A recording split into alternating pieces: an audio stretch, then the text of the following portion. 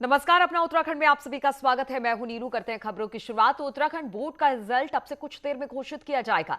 10वीं और 12वीं का रिजल्ट एक साथ घोषित किया जाना है। उत्तराखंड बोर्ड के ऑफिस में सुबह 11 बजे शिक्षा मंत्री अरविंद पांडे रिजल्ट की घोषणा करने वाले हैं। हालांकि इस बार मेरिट लिस्ट नहीं आएगी, क्योंकि पिछली परीक्षाओं के आधार पर रिजल्ट तैयार किया गया है। हाई स्कूल में 1,48,350, तो इंटर में 1,22,196 बच्चों का रिजल्ट घोषित किया जाएगा।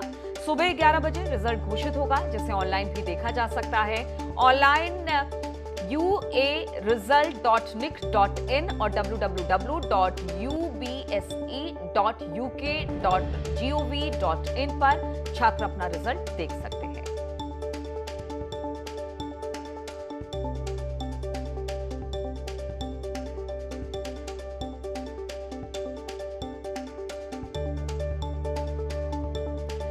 तो ऑनलाइन देखा जा सकता है रिजल्ट। आज 10वीं और 12वीं दोनों के रिजल्ट घोषित होने वाले हैं। शिक्षा मंत्री खुद इस बात की घोषणा करेंगे, रिजल्ट अनाउंस करेंगे और इसके बाद छात्र अपना रिजल्ट भी देख सकते हैं। इसके लिए वेबसाइट भी दी गई है। तो आज 10वीं और 12वीं दोनों के रिजल्ट आने वाले हैं। हालांकि कोविड काल था, इसलिए परीक्षाएं नहीं हुई। एक फॉर्मूले के साथ रिजल्ट को घोषित किया जा रहा है और बच्चों में अब इसको लेकर काफी ज्यादा इस वक्त कह सकते हैं हलचल मची होगी बच्चों में कि किस तरह से उनका रिजल्ट होने वाला है, क्योंकि उनकी प्रीवियस पढ़ाई इस बार खास तौर पर मार्क्स उस पर ही डिपेंड करते हैं, क्योंकि 30-30-40 के रेशियो पर ये पूरा एग्जाम का जो रिजल्ट है वो आने वाला है। भारती सकलानी इस वक्त देहरादून से हमारे साथ जुड़ गए। भारती, हर बार की तरह इस बार एक्साइटमेंट तो उतना नहीं है, क्योंकि ठीक है एग्जाम नहीं हुए, लेकिन चूंकि 10वीं और 12वीं के रिजल्ट आने हैं तो जितने बच्चे हैं वो उनके मन में इस वक्त बिल्कुल ये होगा कि क्या होने वाला है रिजल्ट। तो इसको लेकर किस तरह की तैयारी और कितने बजे रिजल्ट अनाउंस कर दिया जाएगा? थोड़ी ही देर का इंतजार और है बच्चों का, जो कि अब खत्म होने वाला है। 11 बजे बोर्ड का रिजल्ट घोषित हो जाएगा नीलू। और इस बार पहली बार ऐसा हो रहा है कि 10वीं और 12वीं के रिजल्ट एक साथ घोषित किए जा रहे हैं। इसके लिए फॉर्मूला सेट किया गया है। एक फॉर्मूला है 10th क्लास के बच्चों के लिए, अगर मैं बात करूं 75 और 25 के रेशियो का, जिसके आधार पर बच्चों के रिजल्ट बनाए गए हैं। 9वीं का और उनका 10वीं का जो आंतरिक यानी कि जो प्री बोर्ड एग्जाम्स हुए, जो उनके मंथली एग्जाम्स होते थे, उनके मार्क्स जो है देखेंगे कैसा उनका परफॉर्मेंस रहा है। इसके आधार पर जो है वो रिजल्ट बनाए गए हैं, चाहे हम 10th की बात कर ले या फिर हम 12th की बात कर ले। तो बच्चों में एक्साइटमेंट बहुत ज़्यादा है इस रिजल्ट को लेकर और काफ़ी मंथन यहाँ पर हुआ। आपको याद होगा नीलू किस तरीके से शिक्षा विभाग जो है वो लगातार मीटिंग्स करता रहा। पहले एग्जाम्स को लेकर कन्फ्यूजन्स की स्थिति थी, फिर रिजल्ट किस तरीके से सेट किए जाएं बच्चों के, क्योंकि भविष्य का सवाल है। अगर हम 12th क्लास के बच्चों की खास तौर पर बात करें, उन्हें एडमिशन लेने हैं, आगे कॉम्पिटिटिव एग्जाम्स में पार्टिसिपेट करना है, तो किस तरीके से जो बोर्ड रिजल्ट सेट किया जाए इसको लेकर यहाँ पर मंथन किया जा रहा था। और आज आखिरकार रिजल्ट जो है वो अनाउंस होने वाला है थोड़ी ही देर में 11 बजे, जब पता चल जाएगा कि 10वीं और 12वीं बोर्ड के रिजल्ट क्या कुछ रहे हैं, कितने परसेंट रहे। लेकिन खास बात एक और है कि कोई भी बच्चा यहाँ पर फेल नहीं होगा, ये पहले ही यहाँ पर तय कर दिया गया था। और मार्क्स से भी अगर कोई संतुष्ट नहीं है तो वो 1 महीने के बाद, अगर स्थितियाँ ठीक होती हैं, तो एग्जाम्स ले सकता है बोर्ड और उसके बाद बच्चों के रिजल्ट जो है वो अनाउंस किए। बिल्कुल। और सबसे खास बात यही कि हर बार जब हम बोर्ड के एग्जाम देते थे भारती, तो यही होता था कि हम अपने जो जिस तरह की हमने परीक्षाएं दी उसका आंकलन करके हम अपने रिजल्ट को तय कर लेते थे। लेकिन इस बार तो पूरा एकेडमिक ईयर है और 2-2 साल का, चाहे वो 9-10 की बात की जाए या 11-12 की बात की जाए, तो बच्चों में इसीलिए थोड़ी सी शंकाएं हैं। लेकिन कोई फेल नहीं होने वाला, ये अच्छी बात है। तो इंतजार रहेगा हमें भी रिजल्ट का। बहुत बहुत शुक्रिया आपका जानकारी देने के लिए। और सोमवार से उत्तराखंड के स्कूल खुलने जा रहे हैं। हालांकि पहले चरण में 9वीं से 12वीं तक के स्कूल खुलेंगे और 6ठी से 8वीं के स्कूल 16 अगस्त से खुलेंगे, जिसके लिए तैयारियां पूरी हुई है। उत्तराखंड सरकार 2 अगस्त से स्कूल खोलने जा रही है, जिसमें प्राइवेट स्कूल को अपनी एसओपी बनाकर मुख्य शिक्षा अधिकारी से अप्रूव्ड करानी होगी। सचिवालय में शिक्षा सचिव की अध्यक्षता में हुई मीटिंग में 2 चरणों में स्कूल खोलने पर सहमति जताई गई। हालांकि प्राइवेट स्कूल अपने अपने स्तर से पहले ही स्कूल खोलने को लेकर सजग हैं, जिसको लेकर कई स्तर की तैयारी भी की जा रही है। 2 शिफ्टों में स्कूल खोलने पर विचार किया जा रहा है। ऑड इवन पैटर्न पर स्टूडेंट्स को बुलाया जाएगा। स्कूल में प्रेयर और लंच ब्रेक नहीं होगा। एंट्री और एग्जिट गेट अलग अलग होंगे और कोविड नियमों का पूरा पालन किया जाएगा। उसमें ये विद्यालय को सुनिश्चित करना है कि उनकी जो संख्या है उसके आधार पर वो क्या चाहते हैं। वो 2 शिफ्ट में स्कूल चलाना चाहते हैं या इवन और ऑड का फॉर्मूला चाहते हैं। जो प्रोटोकॉल MHA ने इशू किए थे लास्ट टाइम, हमने उसी के अनुरूप पूरे बिल्डिंग को सैनिटाइज करा दिया है। रूम क्लीनिंग हो गई है, डस्टिंग हो गई है, 2 बार फॉगिंग हो चुकी है और हम पूर्ण रूप से स्कूल खोलने के 2 तारीख से तैयार हैं। वहीं शिक्षा अधिकारी का कहना है कि सभी स्कूलों को कोविड गाइडलाइंस के पालन के निर्देश दिए गए हैं और सरकारी स्कूलों में खास तौर पर साफ सफाई के लिए कह दिया गया है। और महत्वपूर्ण बात यह है कि बहुत लंबे समय से स्कूल जब बंद पड़े हुए तो हर कमरा प्रत्येक कक्षा से सैनिटाइज होना बहुत आवश्यक है, बच्चों का मास्क पहनना बहुत आवश्यक है और सामाजिक दूरी का भी परिपालन होना आवश्यक है। तो ये सारे निर्देश हमने इसको दिए हुए हैं। कुछ विद्यालयों की प्रॉब्लम थी जहाँ पर की छात्र संख्या बहुत ज़्यादा है, तो उसमें सचिव महोदया द्वारा निर्देशित किया गया है तो द्विपाली व्यवस्था उसमें लागू की जाए। अब 2 अगस्त से 2 शिफ्ट में स्कूल खुलने जा रहे हैं, जिसके लिए शिक्षा विभाग और प्राइवेट स्कूल दोनों ही तैयार हैं। लगभग 1.5 साल बाद अब स्टूडेंट्स उसी रूटीन में स्कूल आ सकेंगे जैसे कोविड से पहले आते थे। न्यूज़ 18 के लिए देहरादून से भारती सकलानी की रिपोर्ट। और कांवड़ यात्रा पर प्रतिबंध के बाद भी कुछ लोग मानने को तैयार नहीं। पुलिस बॉर्डर पर लगातार चेकिंग अभियान चला रही है और हरिद्वार जाने वाले कांवड़ियों को बॉर्डर पर ही रोका जा रहा है। रुड़की में पुलिस चेकिंग के दौरान काली नदी चेकपोस्ट पर पंजाब के फिरोजपुर से आ रहे कांवड़ियों से भरे एक ट्रक को सीज कर दिया गया। पुलिस के मुताबिक इस ट्रक में 21 कांवड़ यात्री थे जिनको हिरासत में लिया गया है और आपदा प्रबंधन अधिनियम के तहत केस दर्ज कर कांवड़ियों को क्वारंटीन कर दिया गया है। पंजाब फिरोजपुर से आई है।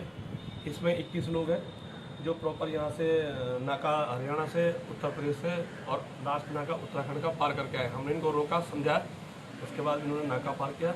हमने इनको टोल प्लाजा जो करौंदी में यहाँ पे इनको पकड़ा है, इनके थाने लाए, इनके खिलाफ वैधानिक कार्रवाई की जाए और इनके वाहन को हमने सीज कर दिया। सर इनके खिलाफ आपदा प्रबंधन में और कोविड महामारी के अभियोग जो है उनके अंतर्गत इनके खिलाफ कार्रवाई की जा रही है। और नैनीताल और मसूरी के होटलों में 50% बुकिंग के आदेश गए। हाईकोर्ट के आदेश के बाद नैनीताल जिला प्रशासन हरकत में आया। जिलाधिकारी के मुताबिक होटलों और रेस्टोरेंट की चेकिंग के लिए टीम बनाई जा रही है और नियमों का पालन करने वालों पर कार्रवाई की जाएगी। तो इसमें होटल रेस्टोरेंट वालों से भी हम लोगों की बात हुई है और रेस्टोरेंट के संचालक उन लोगों से भी हमारी बात हुई। इसको स्ट्रिक्टली हमें फॉलो करना है। इसमें हमारी टीमें अब चेक करेंगी कि कितने होटल वाले जो डायरेक्शन है उसको फॉलो कर रहे हैं या नहीं कर रहे हैं। अगर जो होटल के स्वामी इस डायरेक्शन को फॉलो नहीं करते तो उनके खिलाफ फिर हम कार्रवाई करेंगे। और टिहरी जिले में दूरस्थ क्षेत्रों में दिव्यांगजनों और बुजुर्गों को कोविड वैक्सीनेशन के लिए 23 कोविड टीमें बनाई गई हैं जो दूर दराज के इलाकों में मोबाइल वैन के जरिए कोविड वैक्सीनेशन के साथ ही कोविड से सुरक्षा के लिए लोगों को जागरूक कर रही है। जिले के घनसाली, प्रतापनगर, धौलधार में क्षेत्र दिव्यांगजनों को कोविड वैक्सीनेशन के लिए समाज कल्याण विभाग से स्वास्थ्य विभाग द्वारा सूची ली गई और आशाओं के माध्यम से कोविड टीम पर घर जाकर नियर टू होम या फिर मोबाइल वैन के जरिए कोविड वैक्सीनेशन का काम कर रही है। जितने हमारे जनपद में दिव्यांग लोग हैं उनकी समाज कल्याण अधिकारी से हमको सूची प्राप्त हुई है, तो उसके हिसाब से हम नियर टू होम या मोबाइल टीम के द्वारा उनका कोविड वैक्सीनेशन उनके घर पे ही करा रहे हैं। इसी तरीके से जो हमारे बहुत ज़्यादा बुजुर्ग हैं जो कि हमारे सेंटर तक नहीं आ सकते हैं, तो आशा एएनएम के माध्यम से हमारे ब्लॉक MOIC को उनकी सूचना प्राप्त हो जाती है, तो उनको भी हम घर पे ही नियर टू होम या मोबाइल टीम के द्वारा उनका टीकाकरण करा रहे हैं। और अब उत्तराखंड में एंट्री के लिए RT-PCR रिपोर्ट की अनिवार्यता खत्म होने जा रही है और इसके लिए जल्द ही आदेश भी जारी हो सकता है। अभी तक दूसरे राज्यों से आने वाले को RT-PCR रिपोर्ट लाना जरूरी होता था, लेकिन अब सीएम पुष्कर धामी इस रिपोर्ट की अनिवार्यता को खत्म करने के पक्ष में है और सीएम की मंजूरी के बाद जल्द ही इस बारे में आदेश भी जारी कर दिया जाएगा।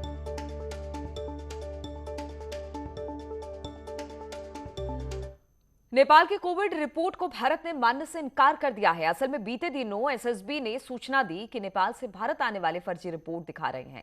इसके बाद पिथौरागढ़ स्वास्थ्य विभाग ने नेपाल की रिपोर्ट अमान्य कर दी। स्वास्थ्य विभाग ने अब नेपाल से आने वाले रास्तों पर अपनी टीम तैनात कर दी है जो हर आने जाने वालों का एंटीजन टेस्ट करेगी। टेस्ट में नेगेटिव आने वालों को ही भारत में प्रवेश करने की इजाजत होगी। SSB द्वारा सूचित किया गया था और संज्ञान में भी आया था कि जो है वहाँ पे RT-PCR लैब कुछ पैसे दे के रिपोर्टिंग की जा रही है और नकली रिपोर्ट की जा रही है। उसके बाद हमारे द्वारा हर जो भी चाहे उसके बाद RT-PCR वो हो, चाहे एंटीजन हो वहाँ का नेपाल का, लेकिन इंडिया में उसका जरूर कराया जाएगा ताकि हमारे नागरिक यहाँ बचे रह सकें। और ऋषिकेश और डोईवाला इलाके में सांग और सुसवा नदी हर साल मुसीबत लेकर आती है, जिसकी मार राजाजी नेशनल पार्क के आसपास और उसके आसपास रहने वाले लोगों पर पड़ती है। यहां रहने वाले गुर्जर समुदाय के मवेशी और घर मकान बाढ़ की भेंट चढ़ चुके हैं।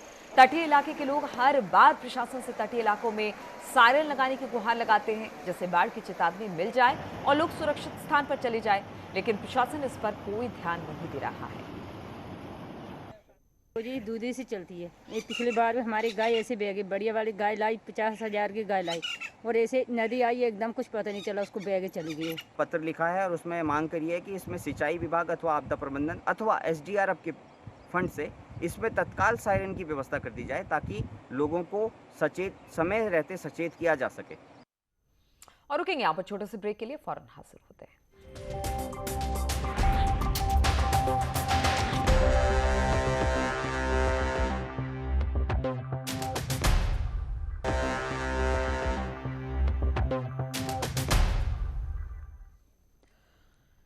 ब्रेक के बाद बात अल्मोड़ा की करें तो अल्मोड़ा जिले के घाटी वाले क्षेत्रों में धान की पैदावार अधिक होती है। कृषि विभाग ने किसानों के उत्पादन बढ़ाने के लिए एजोला का प्रयोग किया जा रहा है। पहले चरण में जिले के ताकुला, धौलादेवी, चुखुटिया, द्वाराहाट में किया जा रहा है। एजोला से जहां धान की पैदावार अधिक होगी, वहीं पशुओं के लिए भी चारा अधिक मिलेगा। धान के खेतों में खरपतवार में नियंत्रण में भी ये असरदार है। धान की प्रोडक्शंस को बढ़ावा देने के लिए हमने एक जनपद में अभिनव प्रयोग करते हुए अजोला का जो है वो वितरण का कार्य शुरू किया है। अजोला एक बायो फर्टिलाइजर होता है जिससे कि धान का प्रोडक्शन की बढ़ोतरी में काफ़ी सहायता मिलती है। इसमें मुख्य रूप से जो है हमने ब्लॉक ताकुला, द्वाराहाट, चौखुटिया और धौलादेवी को चयन किया है और यहाँ पे जो है वो धान के खेतों में जो है अजोला का प्रयोग किया गया है। और उत्तराखंड में एक बार फिर से बदलाव की आहट दिख रही है और इस बार चर्चाएं बीजेपी संगठन को लेकर है। कांग्रेस ने क्षेत्रीय और जातिगत समीकरणों को साधते हुए अध्यक्ष और कार्यकारी अध्यक्ष बनाए। अब बीजेपी में भी प्रदेश अध्यक्ष बदल जाने की चर्चा जोरों पर है। चर्चा है कि बीजेपी पहाड़ से किसी को पार्टी का नया अध्यक्ष बना सकती है। साथ ही कयास ये भी लगाए जा रहे हैं कि अगर अध्यक्ष नहीं भी बदला गया तो पहाड़ से कार्यकारी अध्यक्ष की नियुक्ति हो सकती है। असल में बीजेपी के प्रदेश अध्यक्ष मदन कौशिक मैदान से हैं, तो सीएम पुष्कर धामी भी मैदान के कहे जाते हैं। ऐसे में चर्चा है कि गढ़वाल से ब्राह्मण चेहरे को बीजेपी आगे कर सकती है। विधायक महेंद्र भट्ट, विनोद चमोली और ज्योति गैरोला का नाम फिलहाल सुर्खियों में। हालांकि बीजेपी ने इन चर्चाओं का खंडन किया, तो कांग्रेस का कहना है कि ये बीजेपी का अंदरूनी मामला है। देखिए, भारतीय जनता पार्टी में हमारे प्रदेश अध्यक्ष बहुत अच्छा काम कर रहे हैं, हर जिलों का दौरा करके आ गए हैं और एक सुनियोजित षड्यंत्र के तहत कांग्रेस ये बयानबाजी कर रही है। हमारा कोई अध्यक्ष नहीं बदल रहा है और हमारे अध्यक्ष भी बहुत अच्छा काम कर रहे हैं। ये उनका अधिकार है कि वो अध्यक्ष बदलें या न बदलें।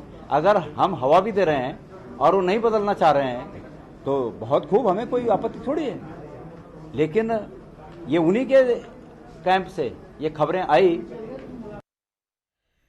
तो ये तमाम खबरों के साथ इस बुलेटिन में फिलहाल इतना ही। रुकेंगे छोटे से ब्रेक के लिए, लेकिन ब्रेक के बाद भी लगातार खबरों का सिलसिला यहाँ जारी है।